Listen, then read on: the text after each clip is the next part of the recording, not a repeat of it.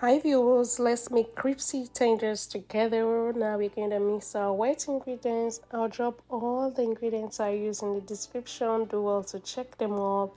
I'll mix it, add your fresh tenders and mix it in the wet ingredients. It is so easy. Go ahead and mix your dry ingredients. I just need flour, same seasoning, mix it in, and I'm going to go ahead and add our wet tenders in it. Now coat the wet tenders with your flour, just your flour and your seasoning. You see how easy it is? And when you're done with that, you're going to put it back into the wet ingredient bowl. So after you do that, you're going to coat it in the flour again. Yes, just watch the way I'm going to do the whole process. Now go ahead and fry these if you want, or you're going to use your air fryer. You can deep fry or use an air fryer to do this.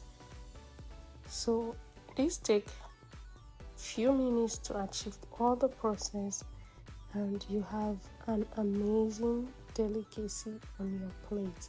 I'm going to put some in the air fryer and I'll deep fry the rest. So after a few minutes, I'm going to spray some vegetable oil. Now let's go ahead and fry the rest of the tenders.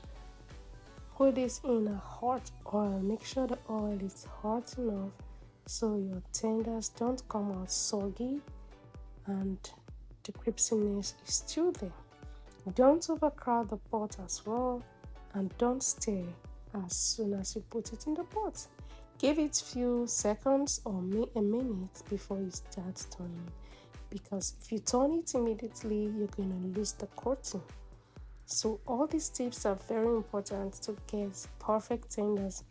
I'm sure you're going to try this. My kids love it and I keep making them because they come out so good.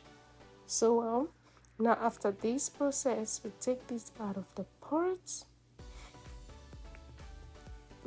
See how golden it's looking, and it's cooked on the inside as well.